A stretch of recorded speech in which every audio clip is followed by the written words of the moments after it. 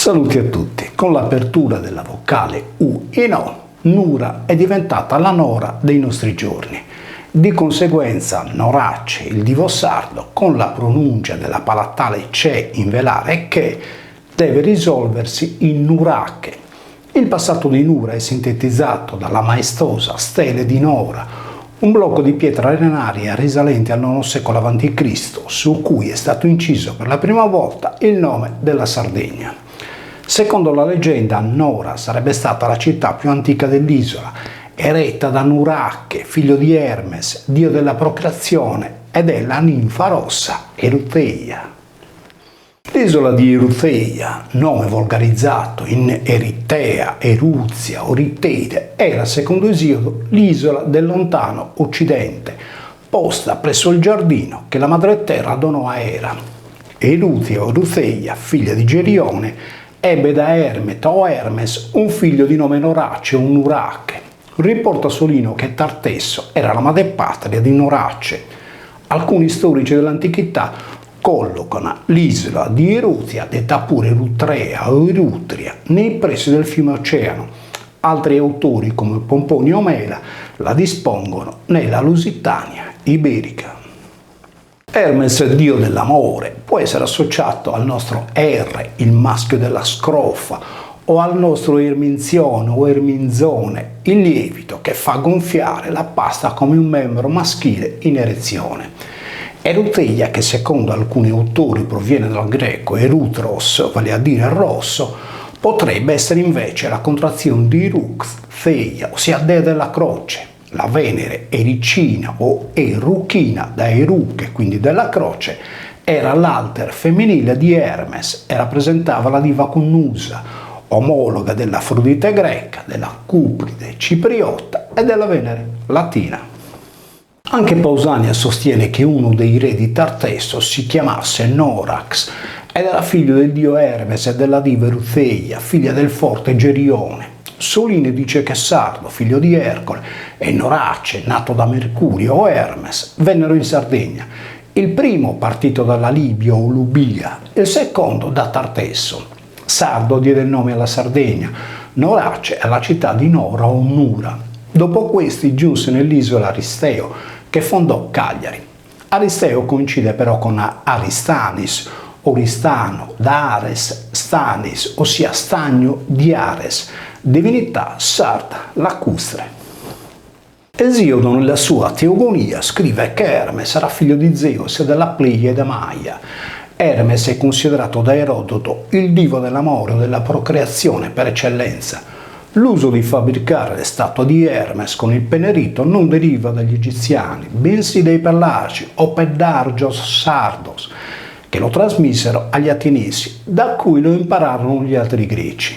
Una mandra, figura antropomorfa simile a un fallo, è esposta nel Museo Archeologico di Cagliari. Pausani aggiunge che una statua fallica veniva adorata dalle donne nel rio Alfeo.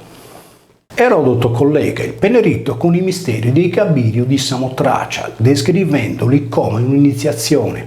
Egli recita: chi è iniziato ai misteri dei Cabiri, misteri che i Samotraci celebrano dopo averli acquisiti dai Perlarci, sa ciò che dico.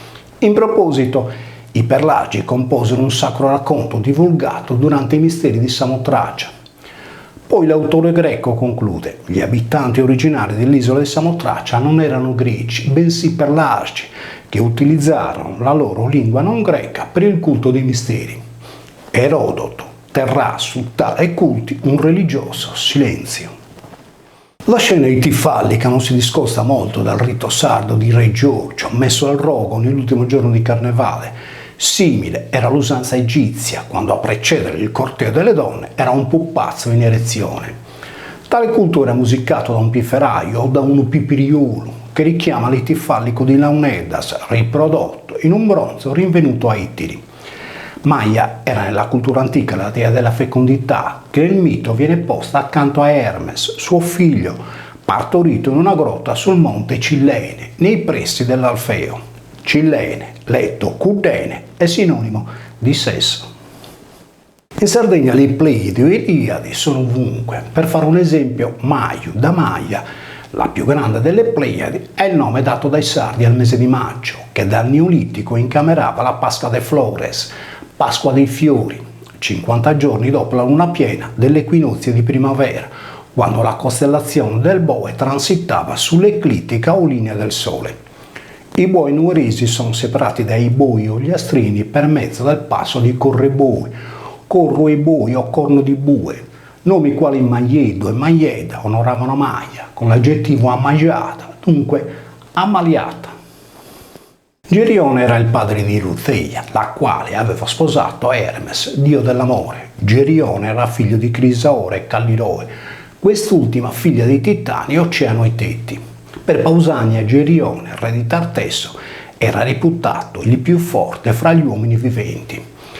Avrebbe quindi senso paragonare Gerione a Curruone o conduttore del Curru, detto Mercurio o Mercurio.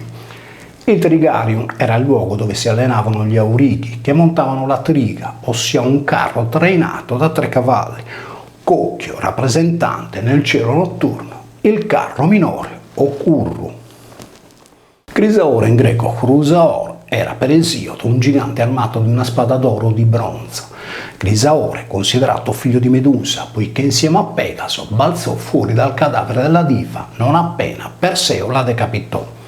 Stando a Pindaro, Crisaore era il segno del primo quarto di luna di Demetra, vale a dire del falcetto d'oro. La falce d'oro solstiziale segnava perciò l'inizio delle messi del grano dorato. Pertanto il suffisso or di Chrusaor sarebbe riferito a Orione o Girione, facendo divenire Crisaore la spada di Orione. Calliroe o Calliroe, moglie di Crisaore, dalla cui unione era nato Gerione, significava acqua limpida. La diva infatti era un'oceanina e si rifaceva al culto delle acque. Calliroe è idronimo di una sorgente di acqua calda presente sul lato orientale del Mar Morto. Era il luogo dove Erode il Grande si recava per curarsi la psoriasi. Se il termine Calliroe è riferito all'acqua calda, tale voce trattasi di un prestito greco preso dal sardo pellagico, Caderiu. Ancora ora, il sardo iscaddare vuol dire avere paura dell'acqua calda, poiché la calda era il crogiolo del fabbro. Se Calliroe era nata dall'unione di Oceano e Teti, rispettivamente le divinità delle foci, dei fiumi e delle sorgenti montane, Crisaroe era figlio di Medusa, dalle cui membra era saltato fuori dopo che Perseo tagliò la testa della diva con le serpi al posto dei capelli. Ma chi è Forco, il re di Sardegna e di Corsica, cui Esiodo nella sua Teogonia attribuisce la paternità delle Graie o Raie, del Gorgonico Medusa e del drago Ladone, che custodisce il giardino delle Speridi? In 2 parole, Forco è il re Irconeo, Capudiano, l'Ariete, detto anche Crabu, Mannu. Secondo la mitologia, Forco, in greco antico Forcus, sarebbe stata una divinità marina, sposato a Ceto Chetos, in greco Genos, Gaia, Genos, Genia o Stirpe. Il greco Forcus è una lieve corruzione del sardo orco, cui sono stati dedicati nell'isola alcuni importanti siti archeologici, quali Sadomo e Sorco a Siti. Il ponto, come ancora oggi viene denominato in sardo, era la congiunzione fra lo stagno e il mare, quale è rimasto nel toponimo di Mare Pontis a Cavras. Gaia era invece colui che aveva creato, per partenogenesi, il primo uomo. Per questo motivo Norace o Nurache veniva considerato il dio eponimo della Sardegna e dell'intero creato intorno all'isola. In forza di ciò, Nora o Nura, patria di Norace, era definita la città più antica della Sardegna. Nomi di luogo trasposti ab antiquo dalla Sardegna verso i continenti iberico e africano, quale Lusitania e Libua, avevano tratto in inganno Solinio e altri autori sulla provenienza di Sardo e di Norace da Ispania e Cirenaica. In dedicati video spiego la peculiarità di tali miti, nomi e toponimi legati alle divinità della Sardegna. Ho visitato Nora in una bellissima giornata primaverile, quando il sole non aveva ancora ingiallito il manto verde della laguna. Fauna e flora erano rigogliose e il cielo era sorvolato da nati di ogni specie. A destra dello stagno e a sinistra il mare, Il percorso archeologico mi ha condotto attraverso strade lastricate fino al centro della città. Osservando il bellissimo anfiteatro, nella mia mente danzavano le dive che si esibivano davanti a un folto pubblico. Nora si materializzava nella mia visione celeste come una grande e ricca città, pura, ostella.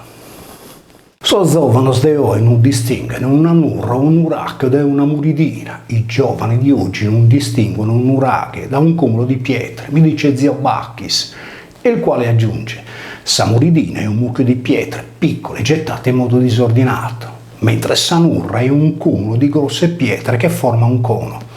Mannu che è una nurria, grande come una nurria. Il cerchio di Sanurra può essere scavato anche sottoterra, come un pozzo sacro. Sanurra, dunque, è un elemento androgeno, vale a dire maschio e femmina, come la vita. Saludos a tutti.